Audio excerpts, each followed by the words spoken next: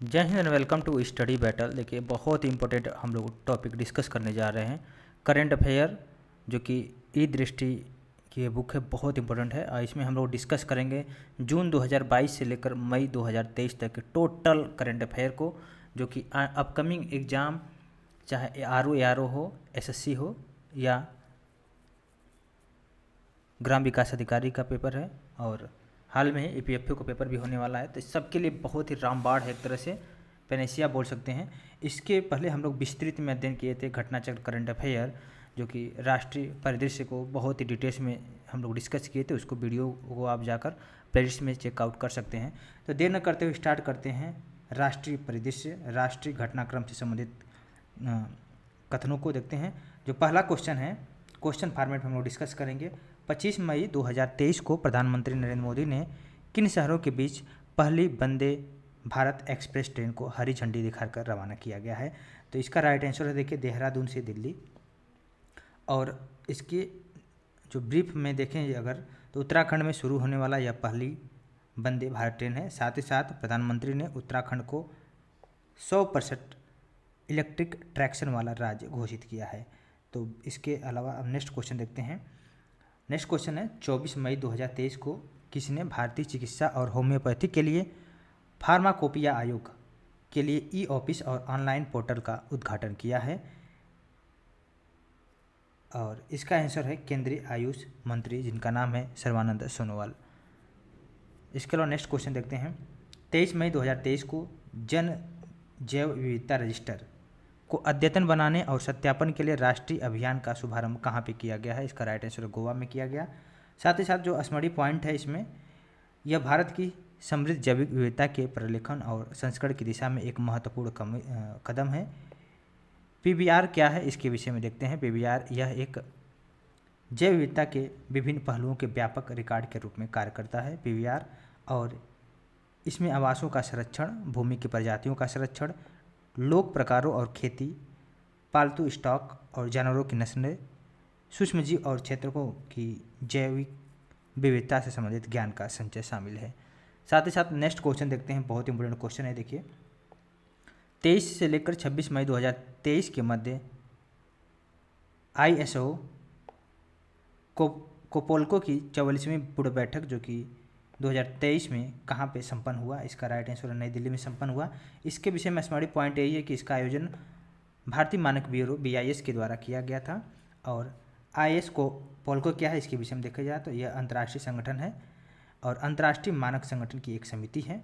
इसका उद्देश्य यही होता है कि मानकीकरण प्रक्रिया में उपभोक्ता हितों को बढ़ावा देना है। साथ ही साथ हम लोग का नेक्स्ट क्वेश्चन देखते हैं। नेक्स्ट क्वेश्चन इसके अलावा 24 मई 2023 को रसायन और पेट्रो रसायन पर अंतर्राष्ट्रीय सम्मेलन नई दिल्ली में आयोजित हुआ है। इसका मुख्य विषय क्या था? रसायन और पेट्रो रसायन, जो कि हरित प्रौद्योगिकियों और डिजिटलीकरण के माध्यम से सतत बदलाव, इसका राइट आंसर है। साथ ही साथ देखिए, 23 मई 2023 को भारतीय रेलवे ने किस देश को 20 ब्रॉड गेज इंजन सौंपे हैं? 20 ब्रॉड गेज इंजन जो सौंपा है भारतीय रेलवे ने बांग्लादेश को सौंपे हैं। इसका देखिए, 21 मई 2023 को गुजरात के मुख्यमंत्री भूपेंद्र भाई पटेल ने राज्य का पहला जिला सुशासन सूचकांक जारी किया है। इसमें 3 शीर्ष जो रैंकिंग वाले जिले हैं, पहला है नवसारी, दूसरा राजकोट और थर्ड है अहमदाबाद, जो कि सुशासन सूचकांक में 1, 2, 3 पोजीशन पे बना हुआ है। गुजरात का ये तीनों ही जिला है। 20 मई 2023 को कहाँ पर स्थित केंद्रीय मधुमक्खी अनुसंधान परीक्षण संस्थान CBRTL की हीरक जयंती मनाई गई? पूरे महाराष्ट्र में बनाई गई है। मई 2023 में कहाँ पर देश के पहले राष्ट्रीय बांध सुरक्षा केंद्र को स्थापित किए जाने की घोषणा किया गया है? इसका राइट आंसर है जयपुर के मालवीय राष्ट्रीय प्रौद्योगिकी संस्थान में स्थापित किए जाने की घोषणा किया गया है। इसी तरह नेक्स्ट क्वेश्चन देखते हैं। मई 2023 में मुख्यमंत्री तीर्थ दर्शन योजना के तहत बुजुर्गों को हवाई मार्ग से तीर्थ यात्रा पर भेजने वाला देश का पहला राज्य कौन सा बना है? मध्य प्रदेश बना है। इसके बाद देखिए, मई 2023 में किस राज्य में देश के सबसे बड़े स्काई वॉक पुल का उद्घाटन किया गया? तमिलनाडु में किया गया है स्काई वॉक का। नेक्स्ट क्वेश्चन देखिए, 19 मई 2023 को केंद्रीय पर्यावरण, वन और जलवायु परिवर्तन मंत्री, जिनका नाम है भूपेंद्र यादव, के द्वारा पश्मीना प्रमाणन केंद्र का उद्घाटन किया गया है। तो भारतीय वन्यजीव संस्थान देहरादून में किया गया। पश्मीना प्रमाणन केंद्र का उद्घाटन भारतीय वन्यजीव संस्थान जो कि देहरादून में है वहाँ पे किया गया। इसके अलावा नेक्स्ट क्वेश्चन को देखते हैं। 18 मई 2023 को केंद्रीय मत्स्य पालन, पशुपालन और डेयरी मंत्री जिनका नाम है पुरुषोत्तम रूपाला, ठीक है, इन्होंने कहाँ पर सागर परिक्रमा यात्रा के 5वें चरण का शुभारंभ किया है? इसका राइट आंसर है करंजा, रायगढ़ और महाराष्ट्र में। इस यात्रा का उद्देश्य यही है कि मछुआरों और अन्य लाभार्थियों के मुद्दों को हल करना और उनका आर्थिक उत्थान करना, ठीक है। इसके अलावा नेक्स्ट क्वेश्चन देखते हैं। 20 मई 2023 को किसने कर्नाटक के नए मुख्यमंत्री के रूप में शपथ ग्रहण किया? अभी हाल में ही कांग्रेस नेता सिद्धारमैया ने मुख्यमंत्री के रूप में शपथ लिया और कांग्रेस के नेता DK शिवकुमार ने उप मुख्यमंत्री जिसको बोलते हैं डिप्टी चीफ मिनिस्टर के रूप में शपथ ग्रहण किया। राज्यपाल जो थे थावरचंद गहलोत ने उन्हें शपथ दिलाई। सिद्धारमैया दूसरी बार राज्य के मुख्यमंत्री बने। इससे पूर्व 2013 से लेकर 2018 तक के मुख्यमंत्री रहे हैं।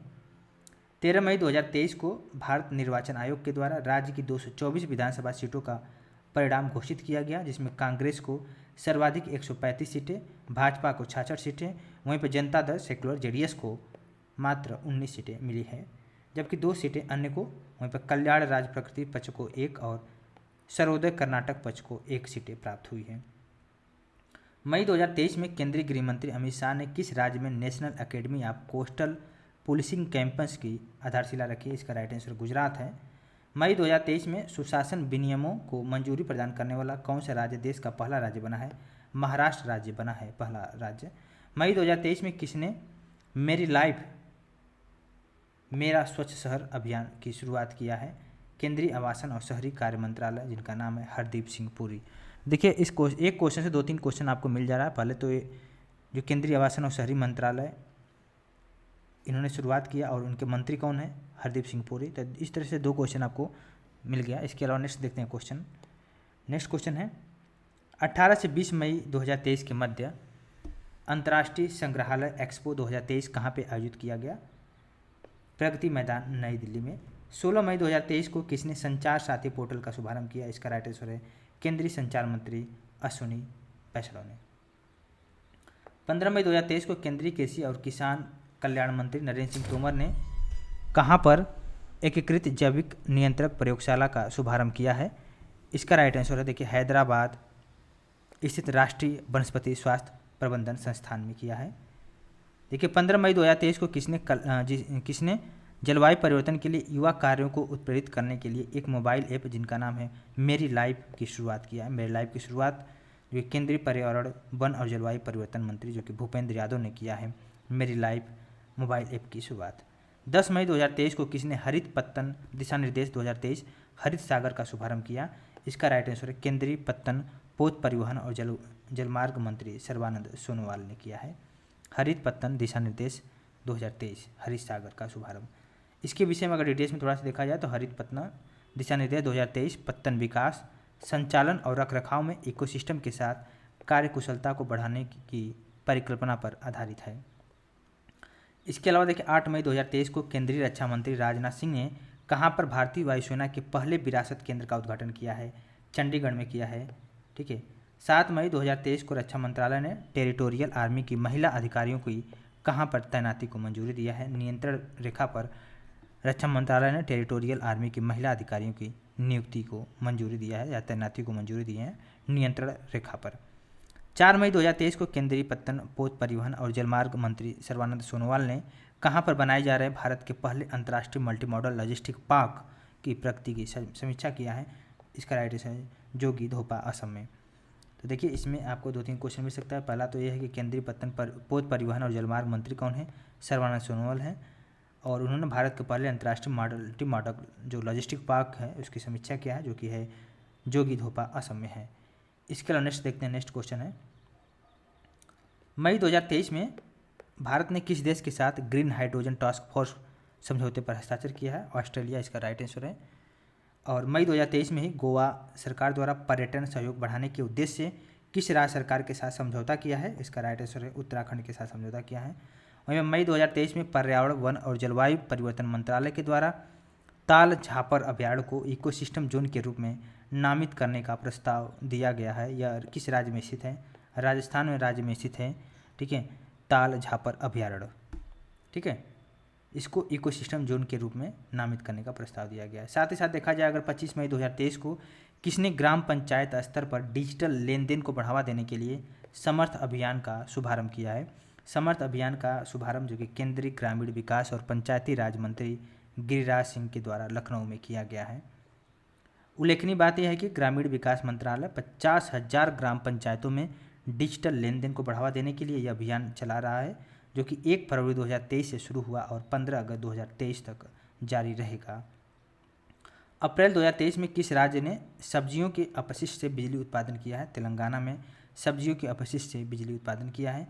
मई 2023 में स्वच्छ भारत मिशन ग्रामीण चरण सेकेंड के तहत देश के किस राज्य के 100% गाँव ODF प्लस घोषित हुए हैं? तेलंगाना गाँव के। मई 2023 में केंद्र सरकार के द्वारा स्मार्ट सिटीज मिशन की समय सीमा कब तक के लिए बढ़ा दी गई है? जून 2024 तक के लिए बढ़ा दिया गया है। मई 2023 में अध्यापक भर्ती के लिए UGC द्वारा किस एकीकृत पोर्टल को लॉन्च किया गया है? CU चयन, जो कि एकीकृत पोर्टल को लॉन्च किया गया है, CU चयन। वहीं मई 2023 में प्रधानमंत्री नरेंद्र मोदी के द्वारा किस राज्य और केंद्र शासित प्रदेश में नमो medical education and research institute का उद्घाटन किया गया है? इसका राइट आंसर देखते हैं। इसका राइट आंसर है दादरा और नगर हवेली दमन द्वीप में उद्घाटन किया गया है। नमो medical education and research institute का उद्घाटन किया गया। दादरा और नगर हवेली और दमन और दीव केंद्र शासित प्रदेश हैं। मई 2023 में किसके संरक्षण हेतु केंद्रीय वित्त मंत्री जो कि हैं निर्मला सीतारमण ने मिस्ती योजना, बहुत इंपॉर्टेंट है, माइक्रो संरक्षण के लिए मिस्त्री योजना का शुभारंभ किया गया है, मिस्ती योजना, ठीक है। और अप्रैल 2023 में अगर अब देखिए अप्रैल के विषय में देखते हैं, अप्रैल मंथ का जो इम्पोर्टेंट करंट अफेयर है, खासतौर से जो बहुत ज़्यादा मोस्ट इम्पोर्टेंट है उसको देखते हैं। अप्रैल 2023 में काशी तेलुगुम जो संगम 2023 कहाँ पे आयोजित हुआ? वाराणसी उत्तर प्रदेश में। और गंगा पुष्करालू उत्सव कहाँ पे आयोजित हुआ है? वाराणसी उत्तर प्रदेश में गंगा पुष्करालू उत्सव आयोजित हुआ है। साथ ही साथ 28 अप्रैल 2023 को देखा जाए तो प्रधानमंत्री नरेंद्र मोदी ने देश में FM कनेक्टिविटी बढ़ाने के लिए देश में कितने नए 100 वाट FM ट्रांसमीटरों का उद्घाटन किया है? 91 100 वाट नए FM ट्रांसमीटरों का उद्घाटन किया है। 17 अप्रैल से लेकर 26 अप्रैल 2023 के मध्य सौराष्ट्र तमिल संगमम 2023 कहाँ पे आयोजित हुआ? इसका राइट आंसर गुजरात में आयोजित हुआ है। अप्रैल 2023 में किस काल से संबंधित भगवान हनुमान की चोरी हुई मूर्ति को तमिलनाडु के आइडियल विंग को सौंपा गया है? चोल काल में तमिलनाडु के आइडियल विंग को सौंपा गया है। 23 अप्रैल 2023 को जल शक्ति मंत्रालय ने जल स्रोतों की गणना की रिपोर्ट जारी किया है। इसके अनुसार जल स्रोतों की संख्या के मामले में शीर्ष 5 राज्य कौन से हैं? इसमें से शीर्ष 5 राज्य पश्चिम बंगाल, उत्तर प्रदेश, आंध्र प्रदेश, उड़ीसा, असम। कुल जल स्रोतों का लगभग 63% जो कि है, ठीक है। शीर्ष 5 राज्य में पश्चिम बंगाल, उत्तर प्रदेश, आंध्र प्रदेश, उड़ीसा और असम है, ठीक है। और इसके विषय में थोड़ा सा डिटेल्स में अगर देखा जाए स्मृति पॉइंटों को, तो जल शक्ति मंत्रालय ने देश भर में पहली बार जल स्रोतों की गणना किया है। यह गणना देश के जल संसाधनों की एक व्यापक सूची प्रदान करता है। साथ ही साथ इसमें प्राकृतिक और मानव निर्मित जल स्रोतों जैसे तालाब, टैंक, झील आदि के साथ जल स्रोतों पर अतिक्रमण से जुड़ा डेटा को एकत्रित करना शामिल है। साथ ही साथ देश में देखा जाए 24,24,540 जल स्रोतों की गणना की गई, जिसमें से 97.1% ग्रामीण क्षेत्रों में और केवल 2.9% जो कि शहरी क्षेत्रों में है। अब देखते हैं नेक्स्ट क्वेश्चन को। नेक्स्ट क्वेश्चन है इसी में है, इसी में नेक्स्ट पॉइंट है। नेक्स्ट पॉइंट इसी में है, देखिए शहरी क्षेत्रों में जल स्रोतों की संख्या के मामले में अगर देखा जाए शीर्ष 5 राज्य में पश्चिम बंगाल, तमिलनाडु, केरल, उत्तर प्रदेश और त्रिपुरा जो कि शहरी क्षेत्रों में है। वहीं पर ग्रामीण क्षेत्रों में शीर्ष 5 राज्य में पश्चिम बंगाल, उत्तर प्रदेश, आंध्र प्रदेश, उड़ीसा और असम है। 59.5% जल स्रोत तालाब है। और इसके बाद टैंक है, जलाशय का है 12.1%। जल संरक्षण योजनाएं जिसको रिसाव, टैंक या रोक बंद जो कि 9.3% वहीं पे झीले का परसेंटेज है 9.9 है। और अन्य को अगर शामिल किया जाए 2.5% अन्य में है, ठीक है। सबसे ज़्यादा तालाब का आपको देखने को मिलेगा। 55.2% जल स्रोत का स्वामित्व निजी संस्थाओं के पास है, जबकि 44.8% जल स्रोतों का स्वामित्व अगर देखा जाए तो सार्वजनिक क्षेत्रों के पास है। सभी सार्वजनिक स्वामित्व वाले जल स्रोतों में से अधिकतम जल निकायों का स्वामित्व पंचायतों के पास है। इसके बाद राज्य सिंचाई, राज्य जल संसाधन विभाग आते हैं। सभी निजी स्वामित्व वाले जल स्रोतों में अधिकतम जल स्रोत व्यक्तिगत स्वामित्व किसानों के पास है। इसके बाद लोगों के समूह और अन्य निजी संस्थाएं आती हैं। शीर्ष 5 राज्य जो निजी स्वामित्व वाले जल स्रोतों में अग्रणी हैं वह है पश्चिम बंगाल, असम, आंध्र प्रदेश, ओडिशा और झारखंड है। सभी उपयोग हो रहे हैं जल स्रोतों में से। प्रमुख जल स्रोतों की सिंचाई के बाद मत्स्य पालन में उपयोग किए जाने की जानकारी मिली है। शीर्ष 5 राज्य जहां पे मत्स्य पालन में जल स्रोतों का प्रमुख उपयोग होता है वे है पश्चिम बंगाल, असम, उड़ीसा, उत्तर प्रदेश और आंध्र प्रदेश हैं। शीर्ष 5 राज्य जिनमें से जल स्रोतों का प्रमुख उपयोग सिंचाई में होता है वे है झारखंड, आंध्र प्रदेश, तेलंगाना, पश्चिम बंगाल और गुजरात हैं, जो कि शीर्ष 5 राज्य जिनमें जल स्रोतों का प्रमुख उपयोग सिंचाई में होता है। ठीक है। और 78% जल स्रोत जो कि मानव निर्मित जल स्रोत हैं, जबकि 22% जल प्राकृतिक जल निकाय है। ठीक है, 22% जो प्राकृतिक जल निकाय, इसमें से सभी स्रोतों में से अगर देखा है सभी जल स्रोतों में से 1.6% जल स्रोत का अतिक्रमण होने की सूचना है। ठीक है। अब देखते हैं नेक्स्ट क्वेश्चन, जो कि 24 अप्रैल 2023 को केंद्रीय पत्तन, पोत, परिवहन, जलमार्ग मंत्री जो कि हैं सर्बानंद सोनोवाल, उन्होंने कहाँ पर IIT मद्रास के डिस्कवरी कैंपस का उद्घाटन किया है। IIT मद्रास के डिस्कवरी कैंपस का उद्घाटन जो कि National Technology Centre for Ports, Waterways and Coast, Chennai, Tamil Nadu में इन्होंने उद्घाटन किया है। देखिए नेक्स्ट क्वेश्चन, 22 अप्रैल 2023 को केंद्र सरकार ने किस राज्य में 254 4G मोबाइल टावर राष्ट्र को समर्पित किए हैं, वह है अरुणाचल प्रदेश। इसका राइट आंसर क्या है, अरुणाचल प्रदेश है। साथ ही साथ नेक्स्ट क्वेश्चन को डिस्कस करते हैं। नेक्स्ट क्वेश्चन क्या है, नेक्स्ट क्वेश्चन है अप्रैल 2023 में राष्ट्रीय अभिलेखागार के ऐतिहासिक दस्तावेज के 1 करोड़ से अधिक पन्ने वाले किस रिपोर्ट्स की शुरुआत हुई है, अभिलेख पटल की शुरुआत हुई है। और 19 अप्रैल 2023 को केंद्रीय कृषि और किसान कल्याण मंत्री जिनका नाम है नरेंद्र सिंह तोमर ने बीज उत्पादन की चुनौतियों से निपटने के लिए गुणवत्तापूर्ण बीज की पहचान और बीज प्रमाणीकरण के लिए किस पोर्टल व मोबाइल ऐप को लॉन्च किया, उसका राइट आंसर है साथी पोर्टल व मोबाइल ऐप। साथी का फुल नेम है seed traceability authentication and holistic inventory. इसका देखा जाए 18 अप्रैल 2023 को किसने दीनदयाल अंत्योदय योजना जो कि राष्ट्रीय ग्रामीण आजीविका मिशन से 10 करोड़ ग्रामीण महिलाओं के स्वयं सहायता समूह से जोड़ने के लिए राष्ट्रीय अभियान संगठन से समृद्धि किसी ग्रामीण महिला को पीछे नहीं छोड़ना लॉन्च किया है। यह केंद्रीय ग्रामीण विकास और पंचायती राज मंत्री गिरिराज सिंह ने लॉन्च किया है। साथ ही साथ 13 से लेकर 19 अप्रैल 2023 के मध्य संघाई सहयोग संगठन SCO मिलेट्स फूड्स फेस्टिवल का आयोजन कहाँ पे किया गया, मुंबई में किया गया है। और 10 अप्रैल 2023 को सार्वजनिक क्षेत्र के किस उद्यम को मिनी रत्न श्रेणी 1 का दर्जा प्राप्त हुआ है, मिनी रत्न श्रेणी 1 का दर्जा प्राप्त हुआ है भारतीय सौर ऊर्जा निगम से SECI। इसकी स्थापना देखिए SECI भारतीय सौर ऊर्जा निगम की स्थापना जो कि हुआ है 20 सितंबर 2011 को हुआ। वर्तमान में सुमन शर्मा इसके MD हैं। 10 अप्रैल 2023 को किस मंत्रालय ने हितधारकों के साथ परामर्श के लिए सागरमाला नवाचार स्टार्टअप नीति का प्रारूप जारी किया है, वह है पत्तन, पोत, परिवहन और जलमार्ग मंत्रालय ने। प्रारूप नीति का उद्देश्य भारतीय स्टार्टअप और उद्यमियों द्वारा विकसित नई तकनीक का उपयोग करना है। साथ ही साथ देखते हैं नेक्स्ट देखा जाए तो 12 अप्रैल 2023 को किस राज्य के लिए पहली वंदे भारत ट्रेन की शुरुआत की गई है। पहली वंदे भारत ट्रेन की शुरुआत की गई है राजस्थान अजमेर से दिल्ली कैंट के बीच में। 31 मार्च 2023 को केंद्रीय वाणिज्य और उद्योग मंत्री पीयूष गोयल ने देश की नई विदेश व्यापार नीति 2023 को जारी किया। इसका लक्ष्य क्या है, इसका लक्ष्य भारत के निर्यात को वर्ष 2030 तक $2 ट्रिलियन करना। इस नीति में 4 नए शहर जिसमें से फरीदाबाद, मिर्ज़ापुर, मुरादाबाद, वाराणसी को विद्यमान 39 शहरों के अतिरिक्त निर्यात उत्कृष्टता के शहर के रूप में निर्दिष्ट किया गया है। और इस नीति के निम्न 4 स्तंभ हैं। पहला है प्रोत्साहनों में छूट की ओर बढ़ना, दूसरा है गठबंधन के माध्यम से निर्यात संवर्धन, तीसरा है व्यवसाय करने की सुगमता और उभरते क्षेत्र। 31 मार्च 2023 को केंद्रीय पत्तन, पोत, परिवहन और जलमार्ग मंत्री सर्बानंद सोनोवाल ने नेशनल लॉजिस्टिक पोर्टल मरीन के किस मोबाइल ऐप का शुभारंभ किया है, वह है सागर सेतु मोबाइल ऐप।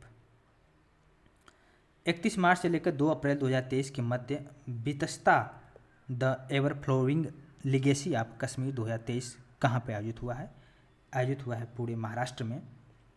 24 मार्च 2023 को केंद्र सरकार ने कहाँ पर इलेक्ट्रॉनिक विनिर्माण क्लस्टर की स्थापना को मंजूरी दिया है?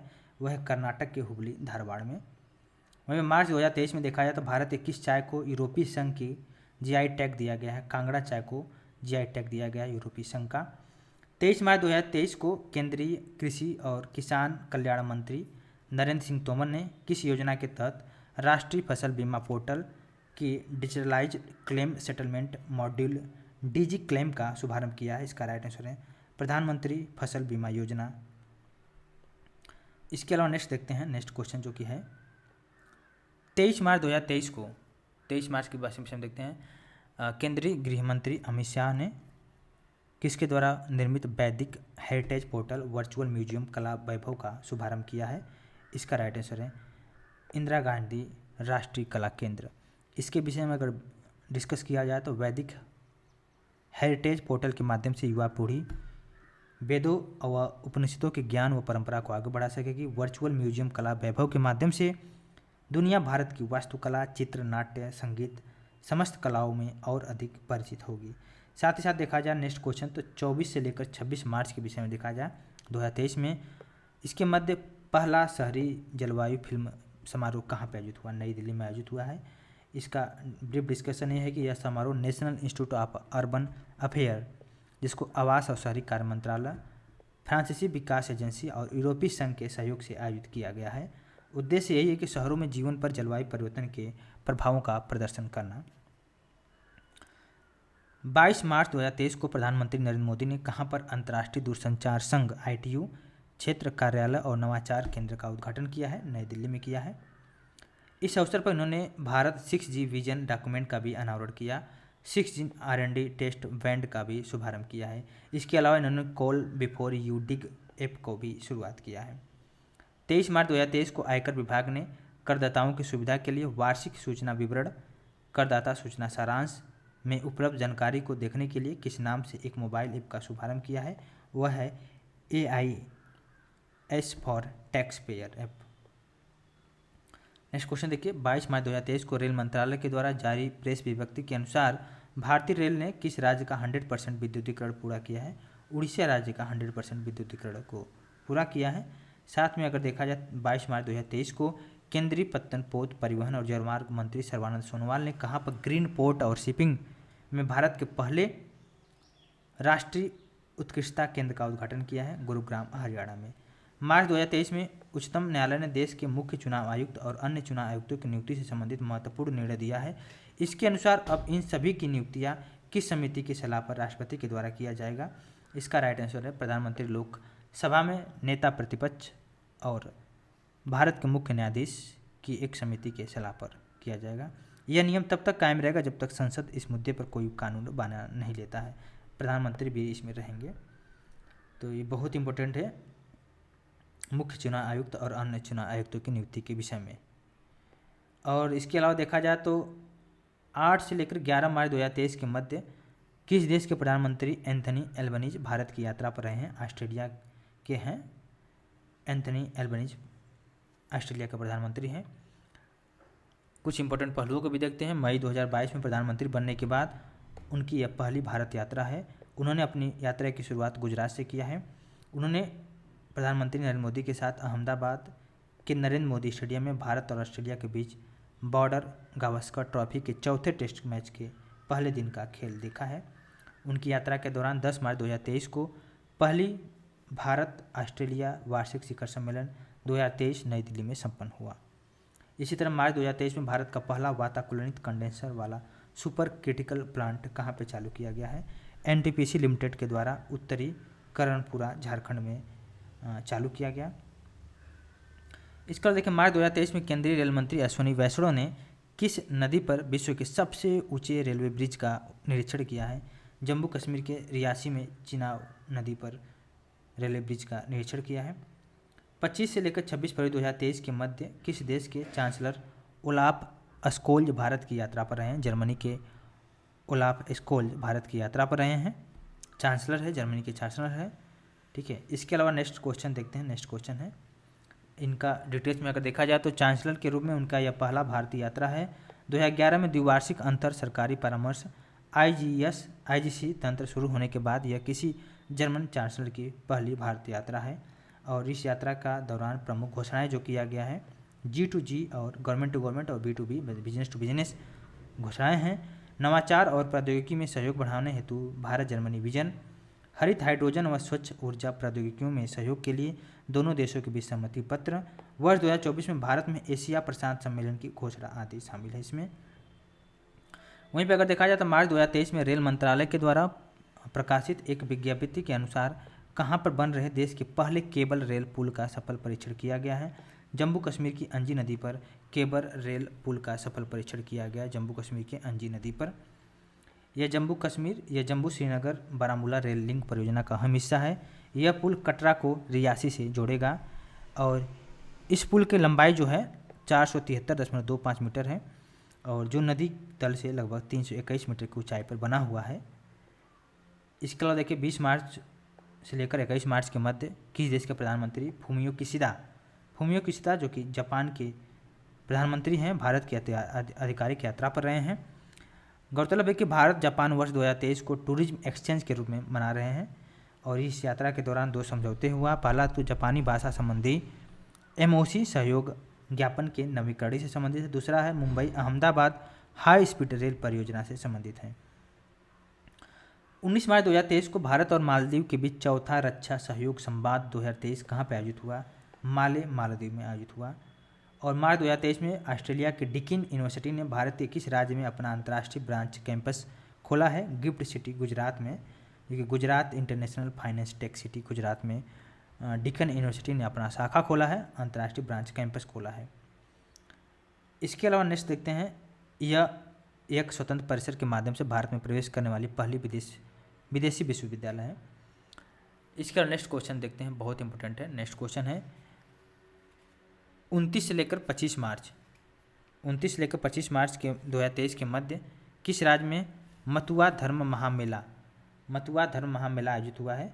पश्चिम बंगाल के उत्तर 24 परगना जिले के श्रीधाम ठाकुर नगर ठाकुरबाड़ी में मतुआ धर्म महामेला आयोजित हुआ है। इस मेले का आयोजन श्री श्री हरिश्चंद्र ठाकुर जी की 212वीं जयंती के उपलक्ष्य में किया गया है। 19 से लेकर 21 मार्च 2023 के मध्य तीसरा अंतर्राष्ट्रीय LME सम्मेलन 2023 कहाँ पर आयोजित किया गया है? यह नई दिल्ली में आयोजित किया गया। इस आयोजन में मध्य प्रदेश सरकार के द्वारा एक प्रमुख भागीदार राज्य और उत्तर प्रदेश सरकार एक सहयोगी भागीदार राज्य के रूप में शामिल हुआ है। 18 मार्च 2023 को प्रधानमंत्री नरेंद्र मोदी और बांग्लादेश की प्रधानमंत्री शेख हसीना ने संयुक्त रूप से भारत बांग्लादेश मैत्री पाइपलाइन का वर्चुअल मोड में उद्घाटन किया। इस पाइपलाइन के निर्माण की आधारशिला किस वर्ष रखी गई थी? वर्ष 2018 में रखी गई थी और यह भारत और उसके पड़ोसी देशों के बीच दूसरी सीमा पार ऊर्जा पाइपलाइन है। IBFP दोनों देशों के बीच में 1 मिलियन मीट्रिक टन प्रति वर्ष हाई स्पीड रेल डीजल को बांग्लादेश पहुंचाने की क्षमता वाली पहली सीमा पार ऊर्जा पाइपलाइन है। साथ ही साथ अगर देखा जाए तो 15 से लेकर 19 मार्च 2023 के मध्य अखिल भारतीय अंतर कृषि विश्वविद्यालय युवा महोत्सव एग्री यूनिफेस्ट 2023 का आयोजन कहाँ पे किया गया है? इसको विषय बताना है। बेंगलुरु कर्नाटक में आयोजित हुआ है, ठीक है। अखिल भारतीय अंतर कृषि विश्वविद्यालय युवा महोत्सव एग्री यूनिफेस्ट। इसके अलावा नेक्स्ट क्वेश्चन है 15 मार्च 2023 को मत्स्य पशुपालन और डेयरी मंत्रालय के द्वारा आधारभूत पशुपालन संख्यांकी 2022 जारी किया गया। इसके अनुसार 2021-22 के दौरान देश में दूध उत्पादन कुल कितने मिलियन टन रहा? 221.06 मिलियन टन रहा है। और नेक्स्ट देखते हैं, नेक्स्ट क्वेश्चन है इस वार्षिक प्रकाशन की अन्य प्रमुख बातों के विषय में देखा जाए तो 2021-22 के दौरान दूध उत्पादन में 5.29% की वार्षिक वृद्धि दर्ज की गई। देश में शीर्ष 5 प्रमुख दूध उत्पादन राज्य में देखा जाए तो राजस्थान का जो परसेंटेज है 15.05, उत्तर प्रदेश का 14.93%, मध्य प्रदेश का 8.06, गुजरात का 7.56 और आंध्र प्रदेश का 6.97% रहा है। 2021-22 के दौरान देश में कुल अंडे का उत्पादन 129.60 बिलियन रहा, जिसमें से पिछले वर्ष की तुलना में 6.19 की बढ़ोतरी हुई है। और कुल 5 प्रमुख अंडा उत्पादक राज्य में आंध्र प्रदेश जो कि 20.41%, तमिलनाडु का है 16.08, वहीं पर तेलंगाना का 8.6 और पश्चिम बंगाल का 8.84 और कर्नाटक का 6.38% रहा है। वर्ष 2021-22 के दौरान देश में कुल मांस उत्पादन में 9.29 मिलियन टन रहा, जिसमें से 5.62 की वार्षिक वृद्धि दर्ज की गई है। 5 प्रमुख मांस उत्पादक राज्य में महाराष्ट्र नंबर 1 है, उत्तर प्रदेश सेकेंड नंबर पे है, पश्चिम बंगाल थर्ड नंबर पर, आंध्र प्रदेश फोर्थ नंबर पर और तेलंगाना जो कि 5वें नंबर पर बना हुआ है। वर्ष 2021-22 के दौरान देश में कुल ऊन का उत्पादन में अगर देखा जाए 33.13 हजार टन रहा, जिसमें से पिछले वर्ष की तुलना में 10.30% की गिरावट दर्ज की गई है। शीर्ष 5 प्रमुख ऊन उत्पादक राज्य राजस्थान जो कि 45.91%, जम्मू कश्मीर 23.19%, गुजरात 6.12%, महाराष्ट्र 4.78% और हिमाचल प्रदेश 4.33% रहा है। वहीं पर 2021-22 के दौरान दूध की प्रति व्यक्ति उपलब्धता अगर देखा जाए 444 ग्राम प्रतिदिन रही है और जो पिछले वर्ष की तुलना में 17 ग्राम प्रतिदिन ज़्यादा है। वहीं पर 2021-22 के दौरान कृषि क्षेत्र में स्थिर कीमतों पर पशुधन का हिस्सा 30.13 और कुल जीबीए में 4.9% रहा है। अब देखते हैं मार्च 2023 को शंघाई सहयोग संगठन SCO युवा परिषद की 16वीं बैठक 2023 हाइब्रिड मोड में कहाँ पे आयोजित हुआ है। भारत की SCO अध्यक्षता के तहत नई दिल्ली में आयोजित हुआ है। ठीक है, इसके अलावा नेक्स्ट देखते हैं, नेक्स्ट क्वेश्चन क्या है। 14 मार्च 2023 को अटल इनोवेशन मिशन नीति आयोग ने अटल टिंकरिंग लैब्स के बढ़ते इकोसिस्टम को मजबूत करने हेतु किस नाम से एक व्यापक स्वनिगरानी ढांचा शुरू किया है। इसका राइट आंसर बहुत इंपॉर्टेंट क्वेश्चन है, NTL सारथी इसका राइट आंसर है। वहीं पर 10 मार्च 2023 को किस मंत्रालय ने high price day ahead market and surplus power portal को लॉन्च किया है। इसका राइट आंसर विद्युत मंत्रालय ने लॉन्च किया है। और बिजली की अधिकतम मांग वाले इसमें देखिए तथ्य है, बिजली की अधिकतम मांग वाले मौसम के दौरान बिजली की अधिक उपलब्धता सुनिश्चित करने हेतु यह एक पहल की गई है। वहीं पर अगर देखा जाए 23 मार्च 2023 में कहाँ पर विश्व का पहला 200 मीटर लंबा बैम्बू क्रैश बैरियर जिसका नाम है बाहुबली संस्थापित किया गया है। महाराष्ट्र के वाड़ी वरोरा राजमार्ग पर। 21 मार्च 2023 को केंद्रीय विज्ञान और प्रौद्योगिकी मंत्री डॉक्टर जितेंद्र सिंह ने कहाँ पर एशिया के सबसे बड़े 4 मीटर अंतर्राष्ट्रीय लिक्विड मिरर टेलीस्कोप का उद्घाटन किया है। इसका राइट आंसर देवस्थल उत्तराखंड में। फरवरी 2023 में सियांग यूनिइंग महोत्सव किस राज्य में आयोजित किया गया। अरुणाचल प्रदेश में आयोजित किया गया है। 21 फरवरी 2023 को भारत और किस देश के बीच में UPI पेनाऊ लिंकेज का वर्चुअल माध्यम से शुभारंभ किया गया। सिंगापुर इसका राइट आंसर है। 10 से लेकर 11 फरवरी 2023 के मध्य अपनेस्ट इंडिया 2023 के पहले संस्करण का आयोजन गुरुग्राम हरियाणा में किया गया है। यह पहल रिवर्स बायर सेलर मीट की एक श्रृंखला के रूप में अपनेस्ट इंडिया के नाम से जापान में शुरू हुई थी और इसका आयोजन जो कि परिधान निर्यात संवर्धन परिषद द्वारा किया गया था। अब फरवरी में देखते हैं, फरवरी का जो क्वेश्चन है, फरवरी में अगर देखा जाए इंपॉर्टेंट क्वेश्चन 6 से लेकर 8 फरवरी 2023 के मध्य यूथ 20 समूह की पहली बैठक कहाँ पर आयोजित हुआ। गुवाहाटी असम में हुआ है। और जनवरी में देखा जाए तो इंपॉर्टेंट करंट अफेयर यही है राष्ट्रीय घटनाक्रम में 23 से लेकर 31 जनवरी 2023 के मध्य शंघाई सहयोग संगठन फिल्म महोत्सव 2023 कहाँ पर आयोजित हुआ है। मुंबई महाराष्ट्र में आयोजित हुआ है। इसके अलावा नेक्स्ट देखते हैं क्वेश्चन को। नेक्स्ट क्वेश्चन है, इसका आयोजन राष्ट्रीय फिल्म विकास निगम NFDC के माध्यम से सूचना और प्रसारण मंत्रालय के द्वारा किया गया है। SCO में भारत की अध्यक्षता के उपलब्ध में अगर देखा जाए तो इसका आयोजन हुआ है। 20 जनवरी से लेकर 22 जनवरी 2023 के मध्य मिलेट्स, बहुत इंपॉर्टेंट है, मिलेट्स जैविक उत्पादन पर अंतर्राष्ट्रीय सम्मेलन और व्यापार मेला 2023 कहाँ पर आयोजित हुआ है। बेंगलुरु कर्नाटक में हुआ है। और संयुक्त राष्ट्र की घोषणा के अनुसार 2023 को आपको पता है कि अंतर्राष्ट्रीय मिलेट वर्ष के रूप में मनाया गया है। इंपॉर्टेंट, बहुत ज़्यादा इंपॉर्टेंट है ये क्वेश्चन, 100% आने वाला है। 10 से लेकर 12 अप्रैल 2023 के मध्य ग्लोबल टूरिज्म इन्वेस्टर समिट कहाँ पे आयोजित हुआ। प्रगति मैदान नई दिल्ली में। जनवरी 2023 में किस राज्य सरकार ने कैबिनेट की पहली बैठक में सरकारी कर्मचारियों के लिए पुरानी पेंशन योजना बहाल करने का निर्णय लिया है। हिमाचल प्रदेश। 13 से लेकर 15 जनवरी 2023 के मध्य ऊँट महोत्सव केमल फेस्टिवल 2023 कहाँ पर आयोजित हुआ है। बीकानेर राजस्थान में आयोजित हुआ है। जनवरी 2023 में किस राज्य में चेरचेरा महोत्सव 2023 मनाया गया है। छत्तीसगढ़ में चेरचेरा महोत्सव 2023 को मनाया गया है। यह महोत्सव हिंदू कैलेंडर पौष माह की पूर्णिमा की रात को मनाया जाता है। यह खेती के बाद फसल को अपने घर ले जाने की खुशी में मनाया जाता है। ठीक है, चेरचेरा महोत्सव। ठीक है, और इसके अलावा नेक्स्ट देखा जाए 12 जनवरी 2023 को 11वें जैव ऊर्जा शिखर सम्मेलन नई दिल्ली में आयोजित हुआ। इसका मुख्य विषय था ऊर्जा पारेषण एक सतत भविष्य के लिए समाधान। वहीं पर जनवरी 2023 में प्रकाशित खबरों के अनुसार कहाँ पर देश का सबसे बड़ा सिटी फॉरेस्ट सौभरी नगर वन विकसित किया जा रहा है? वृंदावन, उत्तर प्रदेश में किया जा रहा है। साथ ही साथ इसमें अगर देखा जाए नेक्स्ट क्वेश्चन को, जनवरी 2023 में कहाँ पर विश्व का पहला ताड़ के पत्तों का पांडुलिपि संग्रहालय खोला गया है? तिरुवनंतपुरम, केरल में खोला गया है ताड़ के पत्तों का पहला संग्रहालय पांडुलिपि। जनवरी 2023 में किस देश को खाद्य और कृषि के लिए पशु आनुवंशिक संसाधन AGR पर FAO के अंतर सरकारी तकनीकी कार्य समूह के 12वें सत्र में उपाध्यक्ष के रूप में चुना गया है? भारत को चुना गया है। जनवरी 2023 में किस राज्य में गान नगाई महोत्सव मनाया गया? गान नगाई महोत्सव मणिपुर में मनाया गया है। और 24 जनवरी से लेकर 25 जनवरी 2023 के मध्य तीसरा वार्षिक ऑरेंज फेस्टिवल 2023 कहाँ पर आयोजित हुआ है? कोहिमा, नागालैंड में आयोजित हुआ है। वहीं पर देखा जाए तो 29 दिसंबर 2022 को किस मंत्रालय के द्वारा प्रज्वला चैलेंज लॉन्च किया गया है? ग्रामीण विकास मंत्रालय, भारत सरकार के द्वारा प्रज्वला चैलेंज को लॉन्च किया गया। इसका उद्देश्य है कि ग्रामीण अर्थव्यवस्था को बदलने वाले विचार, समाधान और कार्यों को आमंत्रित करना है। अब देखते हैं 2022 के करंट अफेयर को, जो कि इंपॉर्टेंट करंट अफेयर को डिस्कस करेंगे।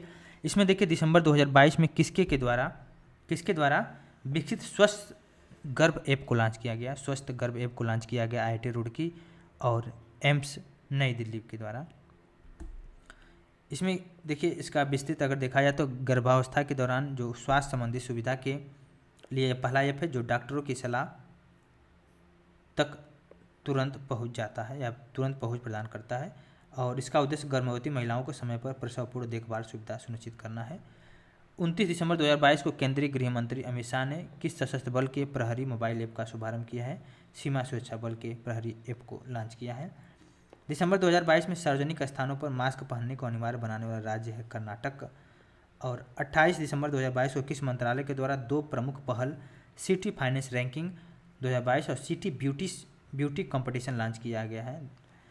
तो अगर देखा जाए 2022 में कौन सा मंत्रालय ने लॉन्च किया है? सिटी ब्यूटी और सिटी फाइनेंस रैंकिंग और सिटी ब्यूटी कंपटीशन को लॉन्च किया है आवासन और शहरी कार्य मंत्रालय ने लॉन्च किया है। इसके विषय में देखा जाए तो यह देश की शहरी कायाकल्प यात्रा को अगले स्तर तक ले जाने की एक प्रमुख पहल है। सिटी फाइनेंस रैंकिंग 2022 का उद्देश्य है कि देश के शहर जो शहरी स्थानीय निकाय जो कि अर्बन लोकल बॉडी हो गया, इनका मूल्यांकन और पहचान और पुरस्कार उनके वर्तमान वित्तीय स्वास्थ्य की गुणवत्ता के वित्तीय प्रदर्शन के समय के साथ साथ सुधार के आधार पर करना है। सिटी ब्यूटी कंपटीशन 2022 का उद्देश्य भारत में शहरों को और वार्डों द्वारा सुंदर, नवाचारी और समावेशी सार्वजनिक स्थान बनाने के लिए किए गए परिवर्तनकारी प्रयासों को प्रोत्साहित करना है। 23 नवंबर से लेकर 10 दिसंबर 2022 के मध्य अंतर्राष्ट्रीय गीता महोत्सव कहाँ पे संपन्न हुआ? अंतर्राष्ट्रीय गीता महोत्सव कुरुक्षेत्र, हरियाणा में संपन्न हुआ। वहीं पर देखा जाए तो 8 दिसंबर 2022 को घोषित गुजरात और हिमाचल प्रदेश के विधानसभा चुनाव परिणाम 2022 के किन राजनीतिक दलों में सबसे अधिक सीटें प्राप्त किया है? अगर इसका देखा जाए तो गुजरात में भारतीय जनता पार्टी 156 सीट के साथ पूर्ण बहुमत को पाया है। वहीं पर हिमाचल प्रदेश में देखा जाए तो इंडियन नेशनल कांग्रेस 40 सीट के साथ पूर्ण बहुमत, और अभी हाल के ही कर्नाटक चुनाव में भी कांग्रेस ने इसमें पूर्ण बहुमत पाया है। ठीक है, तो इसमें अगर देखा जाए तो देखिए 12 दिसंबर 2022 को भूपेंद्र पटेल ने दूसरी बार गुजरात के मुख्यमंत्री के रूप में शपथ लिया है। वहीं पर 11 दिसंबर 2022 को सुखविंदर सिंह सुक्खू ने हिमाचल प्रदेश के मुख्यमंत्री के रूप में शपथ ग्रहण किया। मुकेश अग्निहोत्री उप मुख्यमंत्री रहे हैं। 5 दिसंबर 2022 को केंद्र सरकार ने बांस क्षेत्र के विकास को बढ़ावा देने हेतु किसकी अध्यक्षता में एक सलाहकार समूह का गठन किया है? वह है सचिव कृषि और किसान कल्याण मंत्रालय। केंद्र प्रायोजित योजना के रूप में पुनर्गठित राष्ट्रीय बांस मिशन को वर्ष 2018-19 के दौरान प्रारंभ किया गया था। अब देखते हैं 2 से लेकर 3 दिसंबर 2022 के मध्य भारत और बांग्लादेश के पड़ोसी क्षेत्रों के बीच घनिष्ठ सांस्कृतिक संबंधों का जश्न मनाने हेतु पहला सिलचर सिलहट महोत्सव कहाँ पे संपन्न हुआ? पहला सिलचर सिलहट महोत्सव जो कि सिलचर असम में ही कंप्लीट हुआ है। अब देखते हैं नेक्स्ट क्वेश्चन को, देखते हैं नेक्स्ट क्वेश्चन क्या है। नेक्स्ट क्वेश्चन है, इसके विषय में अगर देखिए, इस कार्यक्रम का आयोजन भारत की स्वतंत्रता के 75 वर्ष और भारत पाकिस्तान से बांग्लादेश की मुक्ति की 50वीं वर्षगांठ के उपलक्ष्य में किया गया है। अब देखते हैं दिसंबर 2022 में स्वच्छ वायु सर्वेक्षण में अगर देखा जाए 2022 में ओवरऑल रैंकिंग में 10 लाख से अधिक आबादी वाले शहरों में किस शहर को शीर्ष स्थान प्राप्त हुआ है? लखनऊ को शीर्ष स्थान प्राप्त हुआ है 10 लाख से अधिक आबादी में। सेकंड स्थान प्रयागराज को, थर्ड नंबर जो कि उत्तर प्रदेश के वाराणसी को मिला है। 10 लाख से कम आबादी में अगर देखा जाए तो मुरादाबाद फर्स्ट नंबर पे है, फिरोजाबाद सेकंड नंबर और अमरावती जो कि महाराष्ट्र का शहर है थर्ड नंबर पे है। और 3 लाख से कम आबादी वाले शहर में अगर देखा जाए स्वच्छ सर्वेक्षण के रैंकिंग में तो देवास मध्य प्रदेश का फर्स्ट रैंक है, सुंदरनगर जो कि हिमाचल प्रदेश और नालागढ़ हिमाचल प्रदेश का थर्ड नंबर पे है। लेकिन नवंबर 2022 में भारत के रजिस्ट्रार जनरल आरजीआई के कार्यालय द्वारा जारी एक विशेष बुलेटिन के अनुसार मातृ मृत्यु दर एमएमआर जो कि मोर्टेलिटी रेट होता है 2018-20 में कितने प्रति लाख जीवित जन्म हो गई है? 97 प्रति लाख जीवित जन्म है।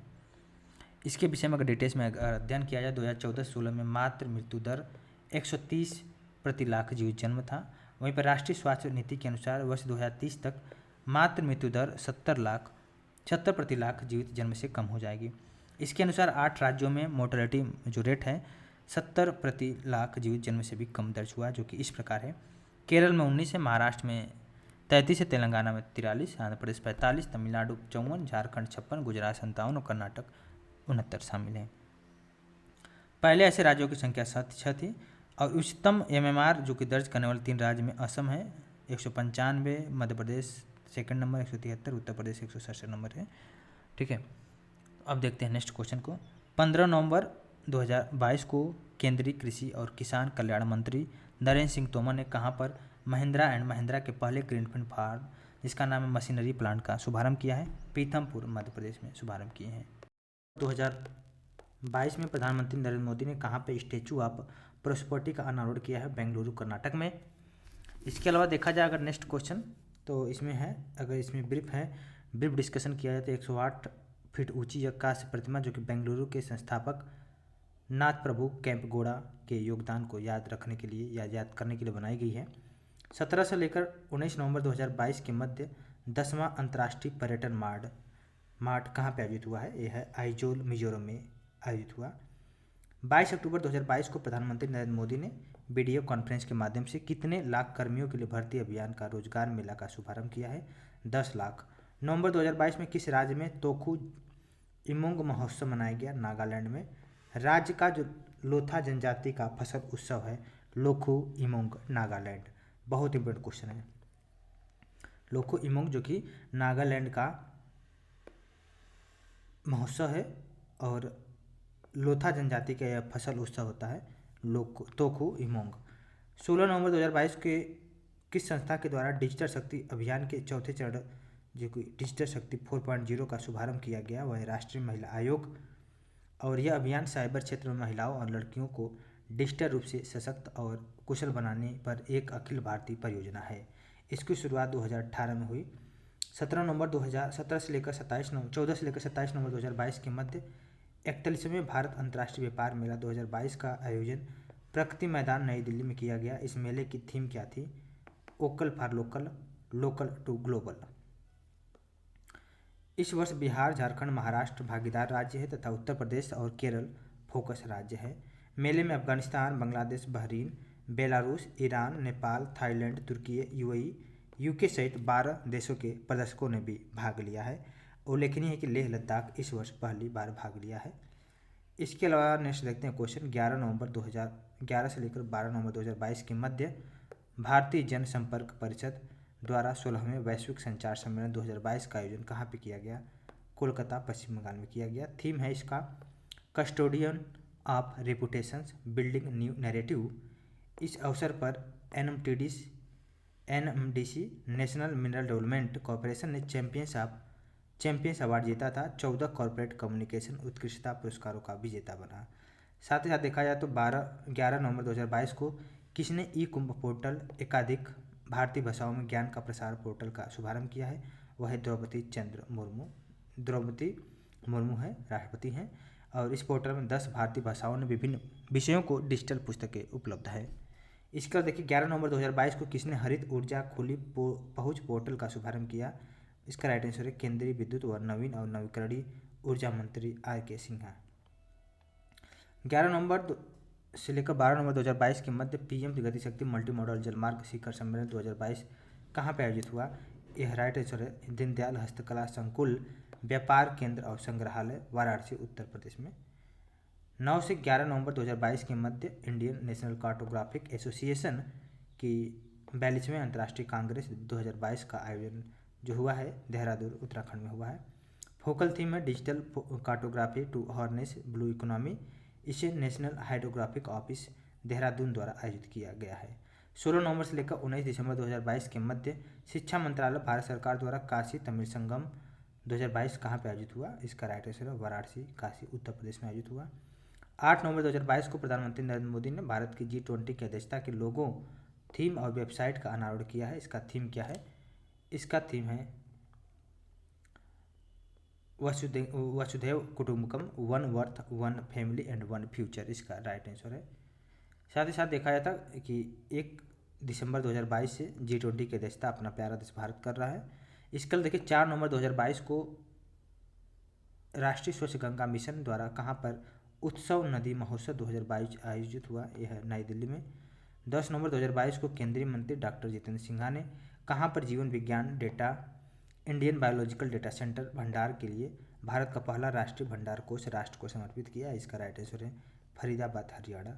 9 नवंबर 2022 को केंद्रीय जल शक्ति मंत्री गजेंद्र सिंह शेखावत ने वर्ष 2022 के लिए देश के लिए सक्रिय भूमि जल संसाधन मूल्यांकन रिपोर्ट जारी किया। इसके अनुसार संपूर्ण देश के लिए कुल वार्षिक भूमि जल रिचार्ज कितने अरब घन मीटर हैं? इसका राइट आंसर है 437.60 अरब घन मीटर है। पूरे देश में वार्षिक रूप से 239.16 अरब घन मीटर भूमि का जल निकाला जाता है। कुल मिलाकर 7089 मूल्यांकन इकाइयों में से 1006 इकाइयों को अति दोहन की श्रेणी में रखा गया है। 4 से लेकर 6 नवंबर 2022 के मध्य 15वीं शहरी गतिशीलता भारत सम्मेलन और प्रदर्शनी 2022 कहाँ पर आयोजित किया गया है? कोच्चि, केरल में आयोजित हुआ है। थीम है इसका आज़ादी @75 सतत आत्मनिर्भर गतिशीलता। 3 नवंबर 2022 को राष्ट्रपति द्रौपदी मुर्मू ने कहाँ पर भारतीय जनसंचार संस्थान के उत्तर पूर्वी क्षेत्रीय परिसर का उद्घाटन किया है? इसका राइट आंसर आइजोल, मिजोरम में किया है। 3 नवंबर का ही क्वेश्चन है। शिक्षा मंत्रालय ने 2020-21 के लिए राज्य केंद्र शासित प्रदेशों के लिए प्रदर्शन श्रेणी सूचकांक पर रिपोर्ट जारी किया है। इसमें कुल कितने राज्य और केंद्र शासित प्रदेश ने स्तर सेकंड को हासिल किया है? इसका राइट आंसर है 7 ने। और नेक्स्ट देखते हैं क्वेश्चन को। नेक्स्ट क्वेश्चन है, इसमें स्मरणीय पॉइंट है। इन 7 राज्यों को केंद्र शासित प्रदेश में केरल, पंजाब, चंडीगढ़, हरियाणा, गुजरात, हरियाणा नहीं है सॉरी, चंडीगढ़, महाराष्ट्र, राजस्थान, आंध्र प्रदेश ने सेकंड स्तर में शामिल है, जबकि इनमें से कोई भी केंद्र शासित प्रदेश उच्चतम श्रेणी से फर्स्ट में शामिल नहीं हुआ है। 2 से लेकर 3 नवंबर 2022 के मध्य 12वीं, बहुत इंपॉर्टेंट है, 12वीं द्विवार्षिक अंतर्राष्ट्रीय प्रदर्शनी सम्मेलन इंडिया केम 2022 कहाँ पे आयोजित किया गया? प्रगति मैदान, नई दिल्ली में। थीम है इसका विजन 2030 रसायन और पेट्रो रसायन से भारत निर्माण। 2 नवंबर 2022 को इंडिया पोस्ट पेमेंट्स बैंक ने कहाँ पर भारत का पहला पानी में तैरता वित्तीय साक्षरता शिविर आयोजित किया है? श्रीनगर, जम्मू कश्मीर में। 2 नवंबर 2022 को केंद्रीय मंत्रिमंडल ने कहाँ पर स्थित ग्रीन फील्ड हवाई अड्डे का नामकरण डोनो पोलो हवाई अड्डा के रूप में करने की मंजूरी दिया है? इसका राइट आंसर है अरुणाचल प्रदेश की राजधानी ईटानगर के होलोंगी में। 1 से लेकर 3 नवंबर 2022 के मध्य civil air navigation services organisation, जिसका नाम है काउंसो, एशिया प्रशांत सम्मेलन कहाँ पे आयोजित हुआ? गोवा में हुआ है। इस सम्मेलन का विषय है think global, collaborate regional, accomplish local. इसका राइट आंसर है। इसके अलावा देखते हैं नेक्स्ट में 3 नवंबर 2022 को शिक्षा मंत्रालय ने भारत की स्कूली शिक्षा पर एकीकृत जिला शिक्षा सूचना प्रणाली प्लस, जिसका नाम है यूडाइस प्लस 2021-22 की विस्तृत रिपोर्ट जारी किया है। इसके अनुसार 2021-22 में प्राथमिक से उच्चतर माध्यमिक स्तर तक स्कूलों में कुल कितना नामांकन हुआ है? 25 से लेकर 25.57 करोड़ नामांकन हुआ है। इसके अलावा नेक्स्ट देखिए, नेक्स्ट में 1 से लेकर 5 नवंबर 2022 के मध्य 7वें भारत जल सप्ताह का आयोजन किया गया। इसका मुख्य विषय क्या है? सतत विकास और संपन्नता के लिए जल सुरक्षा, इसका राइट आंसर है। और इसमें देखिए, यह कार्यक्रम India Expo Centre Greater Noida Uttar Pradesh में आयोजित किया गया है। 31 अक्टूबर 2022 को केंद्र सरकार ने कहाँ पर महाराष्ट्र के पहले इलेक्ट्रॉनिक्स विनिर्माण क्लस्टर को मंजूरी दिया है? और इसका राइट आंसर है रजनगांव, पुणे में। अक्टूबर 2022 में लक्षद्वीप स्थित 2 नए समुद्र तटों मिनिकॉय-थुंडी तट और कदमत तट को वैश्विक स्तर पर मान्यता प्राप्त प्रतिष्ठित अंतर्राष्ट्रीय इको लेबल ब्लू फ्लैग प्रदान किया है। इसके साथ ही भारत में ब्लू फ्लैग प्रमाणन के तहत प्रमाणित समुद्र तटों की कुल संख्या कितनी हो गई? इसका राइट आंसर 12 समुद्र तट हो गए हैं। जैसे देखिए, 20 अक्टूबर 2022 को प्रधानमंत्री नरेंद्र मोदी और संयुक्त राष्ट्र महासचिव एंटोनियो गुटेरेस ने संयुक्त रूप से कहाँ पर मिशन लाइफ का शुभारंभ किया है? मिशन लाइफ का शुभारंभ किया है गुजरात में केवड़िया के Ekta Nagar statue of unity में। मिशन लाइफ पर्यावरण के लिए जीवन शैली से सुरक्षा, पर्यावरण की सुरक्षा और संरक्षण के लिए व्यक्तिगत और सामूहिक कार्यवाही की प्रेरणा मिलेगी। साथ ही साथ इसकी अवधारणा को प्रधानमंत्री द्वारा इनके 1 नवंबर 2021 को ग्लासगो में COP26 में पेश किया गया। साथ ही साथ देखते हैं नेक्स्ट में, नेक्स्ट है कि 18 से लेकर 22 अक्टूबर के मध्य एशिया का सबसे बड़ा रक्षा प्रदर्शनी 12वां डेप एक्सपो 2022 कहाँ पर आयोजित हुआ? इसका राइट आंसर गांधीनगर, गुजरात में।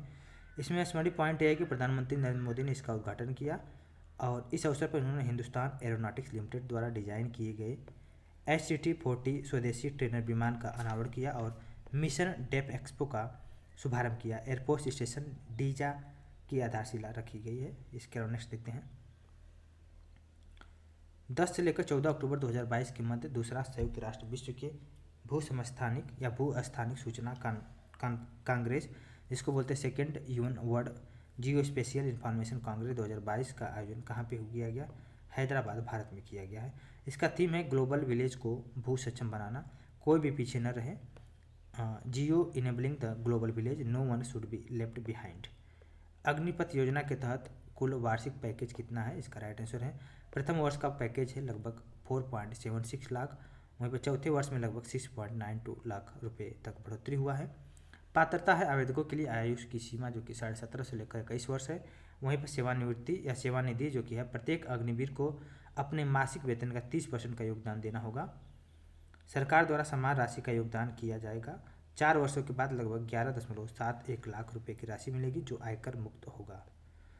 मृत्यु पर मुआवजा 48 लाख रुपए को गैर अंशदायी जीवन बीमा कवर और सेवा के दौरान मृत्यु होने पर 44 लाख रुपए के अतिरिक्त अनुग्रह राशि। और इसके अलावा देखिए, अपंगता की स्थिति में मुआवजा चिकित्सा अधिकारियों द्वारा दिव्यांगता के परसेंटेज के आधार पर मुआवजा अगर देखा जाए, दिव्यांगता के लिए क्रमशः 44, 25 और 15 लाख रुपये 50%, 75% और 100% की एक मुश्त अनुग्रह मिलेगी। ठीक है, इसके अलावा नेक्स्ट देखते हैं, 17 से लेकर 20 अक्टूबर 2022 के मध्य अंतर्राष्ट्रीय सौर गठबंधन ISA के 5वीं सभा कहाँ पर आयोजित हुई है? नई दिल्ली में हुआ है। 30 सितंबर से लेकर 2 अक्टूबर 2022 के मध्य पर्यटन मंत्रालय द्वारा कहाँ पर पर्यटन पर्व 2022 का आयोजन किया गया? छत्रपति शिवाजी महाराज वास्तु संग्रहालय, मुंबई में किया गया है। इसके अलावा नेक्स्ट देखते हैं, नेक्स्ट क्वेश्चन, 1 अक्टूबर 2022 को राष्ट्रपति द्रौपदी मुर्मू ने स्वच्छ सर्वेक्षण 2022 के परिणामों की घोषणा किया है। इसमें किस शहर को लगातार छठे वर्ष भारत का सबसे स्वच्छ शहर और देश का पहला 7 सितारा कचरा मुक्त शहर घोषित किया गया है? इसका राइट आंसर है इंदौर। स्वच्छ सर्वेक्षण 2022 की घोषणा देखा जाए तो 1 अक्टूबर 2022 विश्व का सबसे बड़ा स्वच्छता सर्वेक्षण है। इसमें किसके द्वारा जो किया गया है? राष्ट्रपति द्रौपदी मुर्मू के द्वारा किया गया है। और इसमें अगर देखा जाए तो सबसे बड़ा स्वच्छता सर्वेक्षण में राष्ट्रीय स्तर पर 10 लाख से अगर अधिक की आबादी है तो शीर्ष 5 स्वच्छ शहर है इंदौर है, सूरत है, नवी मुंबई है, GBMC विशाखापट्टनम, विजयवाड़ा है। वहीं पर 10 लाख से अधिक आबादी पर शीर्ष 30 शहरों में शामिल उत्तर प्रदेश के प्रमुख शहर में अगर देखा जाए तो गाजियाबाद को 12वां नंबर मिला, मेरठ को 15वां, प्रयागराज 16वां और लखनऊ को 17वां स्थान मिला है। वहीं पर वाराणसी की बात किया जाए तो 21वां स्थान वाराणसी का, आगरा का 23 और कानपुर का 29 स्थान मिला है। और नेक्स्ट देखिए, राष्ट्रीय स्तर पर 1 से 10 लाख तक की आबादी पर शीर्ष 5 शहर अगर देखा जाए तो तिरुपति, नंबर 1 पे मैसूर सेकंड, नई दिल्ली थर्ड, वहीं पे अंतिम शहर में ईटानगर है और चौथा नंबर पर अंबिकापुर और पाँचवा पर नोएडा है। शीर्ष स्थान प्राप्त 5 राज्य के विषय में देखा जाए, जहाँ पे 100 local bodies, urban local body जो कि स्थानीय निकायों में से अधिक की श्रेणी में अगर देखा जाए, वहीं पर 100 स्थानीय निकायों से कम की श्रेणी में, दोनों की श्रेणी में देखा जाए, अधिक की श्रेणी में मध्य प्रदेश का नंबर 1 है, सेकंड नंबर पर छत्तीसगढ़, महाराष्ट्र थर्ड नंबर पर, तेलंगाना चौथा, पाँचवा पंजाब। वहीं पर 100 अर्बन लोकल बॉडीज की कम की श्रेणी में त्रिपुरा नंबर 1 बना हुआ है, झारखंड सेकंड, उत्तराखंड थर्ड, हिमाचल प्रदेश जो कि है चौथा है और पाँचवा जो कि है हरियाणा है। ठीक है, इसके अलावा नेक्स्ट को देखते हैं। नेक्स्ट में क्या है, नेक्स्ट देखिए, गंगा नगरों की रैंकिंग में देखा जाए तो 1 लाख से अधिक जनसंख्या वाले गंगा नगरों में सिर्फ 5 शहर नगर देखा जाए, हरिद्वार, वाराणसी, ऋषिकेश, प्रयागराज, मुंगेर है। और 1 लाख से कम जनसंख्या वाले गंगा के 5 नगर देखा जाए तो बिजनौर फर्स्ट नंबर पे, कन्नौज सेकंड, गढ़मुक्तेश्वर, ये सब यूपी में, सुल्तानगंज और कर्णप्रयाग। ठीक है, इसके अलावा देखते हैं 20 सितंबर 2022 को किसने केंद्रीय चमड़ा अनुसंधान संस्था जो कि चेन्नई में चमड़ा क्षेत्र में कौशल विकास के लिए स्केल ऐप लॉन्च किया है। इसका राइट आंसर है केंद्रीय शिक्षा और कौशल विकास मंत्री धर्मेंद्र प्रधान। 22 दिसंबर 2022 को रजिस्ट्रार जनरल ऑफ इंडिया द्वारा जारी नमूना पंजीकरण प्रणाली सांख्यिकी रिपोर्ट 2020 के अनुसार कुल प्रजनन दर क्या है, 2% है कुल प्रजनन दर। संकेतक और SRS 2020 और 2019 के विषय में देखा जाए तो अशोधित जन्म दर जो कि है 19.7 और इसमें 2020 में 19.5 है, कुल प्रजनन दर 2.1 है और वहीं पर 2 पॉइंट है SRS में 2020 में। इसको आप देख सकते हैं। नवजात मृत्यु दर 22 है 2019 में, 2020 में 20 है। शिशु मृत्यु दर 30 है 2019 में, 2020 में 28 है। 5 वर्ष से कम के बच्चों की मृत्यु दर U5MR जैसे प्रति 1000 जीवित जन्म पर 2019 में 35 था, अभी 2020 में 32 है। और 14 से लेकर 16 सितंबर 2022 के मध्य अंतर्राष्ट्रीय सम्मेलन ANGAN 2022 augmenting nature by green affordable new habitat का दूसरा संस्करण नई दिल्ली में आयोजित हुआ है। इसका मुख्य थीम क्या था, इमारतों में शून्य कार्बन परिवर्तन। 17 सितंबर 2022 को किसने राष्ट्रीय लॉजिस्टिक नीति का शुभारंभ किया है, प्रधानमंत्री नरेंद्र मोदी। यह नीति एक व्यापक लॉजिस्टिक कार्य योजना क्लैब के माध्यम से लागू की जाएगी। CLAP के तहत प्रस्तावित पहलों को 8 प्रमुख कार्य क्षेत्रों में बांटा गया है।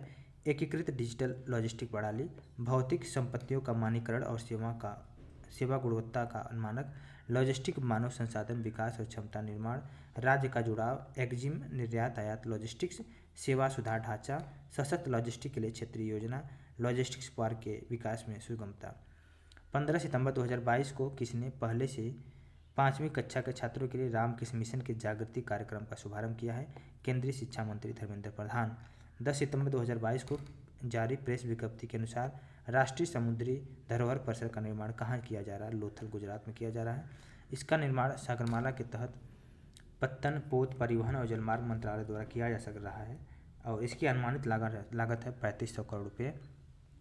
यह अपनी तरह का भारत का पहला परिसर होगा जो देश की समृद्ध और विविध समुद्री विरासत को प्रदर्शित करेगा। परियोजना का पहला चरण मार्च 2024 तक पूरा हो जाने की संभावना है। वहीं पर सितंबर 2022 में कौन सी लघु फिल्म ऑस्कर पुरस्कार 2023 की लघु फिल्म कथा श्रेणी में भारतीय प्रविष्टि के रूप में शामिल हुई है, वह है असमिया लघु फिल्म मुरघुरार दुरंतो गोटी, जो कि निर्देशक है Maharshi Tuhin Kashyap, the horse from heavens. 8 से लेकर 10 सितंबर 2022 के मध्य 23वां भारतीय अंतर्राष्ट्रीय सुरक्षा एक्सपो 2022 कहाँ पे संपन्न हुआ, इसको देखा जाए अगर तो इसका राइट आंसर है भारतीय व्यापार संवर्धन संगठन द्वारा प्रगति मैदान नई दिल्ली में। नेक्स्ट क्वेश्चन देखिए, 9 सितंबर 2022 को किसने प्रधानमंत्री तपेदिक मुक्त भारत अभियान की शुरुआत किया है, वर्चुअल माध्यम से राष्ट्रपति द्रौपदी मुर्मू। उद्देश्य है कि 2024 तक देश से तपेदिक टीबी उन्मूलन, और इस अवसर पर राष्ट्रपति ने निश्चय मित्र पोर्टल का शुभारंभ किया है। यह पोर्टल तपेदिक का उपचार करा रहे लोगों को विभिन्न प्रकार की सहायता करने का एक मंच प्रदान करता है। सितंबर 2022 में भारत ने किस देश के साथ 26 देशों के लिए काउंटर रैनसमवेयर से बचाव के उपायों पर साइबर सुरक्षा अभ्यास किया है? इसका राइट आंसर है ब्रिटेन। 8 सितंबर 2022 को किसने राष्ट्रपति भवन से इंडिया गेट तक के मार्ग कर्तव्य पथ का उद्घाटन किया? प्रधानमंत्री नरेंद्र मोदी। और हाल में ही नई दिल्ली नगर पालिका परिषद ने आवासन और शहरी कार्य मंत्रालय के एक प्रस्ताव को पारित कर राजपाथ का नाम बदलकर कर्तव्य पथ कर दिया गया है। और इसके साथ ही प्रधानमंत्री ने इंडिया गेट पर स्वतंत्रता सेनानी सुभाष चंद्र बोस की प्रतिमा का अनावरण किया है। 5 से लेकर 8 सितंबर 2022 के मध्य किस देश के प्रधानमंत्री भारत की राजकीय यात्रा पर रही हैं? बांग्लादेश के प्रधानमंत्री शेख हसीना। इस दौरान दोनों के बीच 7 समझौते हुए और साथ ही साथ दोनों के प्रधानमंत्रियों ने मैत्री सुपर थर्मल पावर प्रोजेक्ट की पहली इकाई को संयुक्त रूप से उद्घाटन किया है। इस परियोजना का निर्माण भारत का रियासती वित्त पोषण योजना के अंतर्गत किया जा रहा है। सितंबर 2022 के केंद्रीय वाणिज्य और उद्योग मंत्री पीयूष गोयल ने कहाँ पे यूएस स्टार्टअप सेतु, जिसको बोलते हैं supporting entrepreneur in transformation and upskilling कार्यक्रम का शुभारंभ किया? इसका राइट आंसर है San Francisco, USA. Next question देखते हैं। नेक्स्ट क्वेश्चन है सेतु भारत के स्टार्टअप को यूएस के निवेशकों और स्टार्टअप इकोसिस्टम के अग्रणी लोगों से जोड़ा गया। साथ ही साथ यह वित्त बाजार तक पहुंच और व्यवसायीकरण सहित विभिन्न क्षेत्रों स्टार्टअप को संरक्षण और सहायता प्रदान करेगा। नेक्स्ट क्वेश्चन देखिए। 5 सितंबर 2022 को किसके द्वारा इंजीनियरिंग विज्ञान और प्रौद्योगिकी में महिलाएं नई आई स्टेम पहल का शुभारंभ किया है? इसका राइट आंसर भारत सरकार के प्रधान वैज्ञानिक सलाहकार के कार्यालय द्वारा। 2 सितंबर 2022 को प्रधानमंत्री नरेंद्र मोदी ने कहाँ देश के पहले स्वदेशी विमान वाहक पुत्र आईएनएस विक्रांत को राष्ट्र सेवा में समर्पित किया है? इसका राइट आंसर है कोचिन शिपयार्ड लिमिटेड, कोच्चि में। 28 अगस्त 2022 को प्रधानमंत्री जनधन योजना वित्तीय समावेशन के राष्ट्रीय मिशन ने अपने सफल कार्यान्वयन को कितने वर्ष पूरा किए हैं? 8 वर्ष पूरा किए गए हैं। ये बहुत इंपॉर्टेंट क्वेश्चन है। इसमें 10 अगस्त 2022 तक प्रधानमंत्री जनधन योजना में 46.26 करोड़ खाते खुले हैं और 56% जो जनधन खाता धारक हैं महिलाएं हैं और 67% जनधन खाते ग्रामीण और अर्ध सरकारी क्षेत्रों में हैं। वहीं पे इसकी शुरुआत हुई थी 2014 के अगस्त 28 तारीख को। और 26 अगस्त 2022 को राष्ट्रीय कैंसर ग्रिड एनसीजी ने डिजिटल प्रौद्योगिकी का उपयोग के लिए कैंसर देखभाल में सुधार के लिए डिजिटल ओंकोलॉजी के लिए नए केंद्र की स्थापना कहाँ पे किया है? मुंबई में किया है।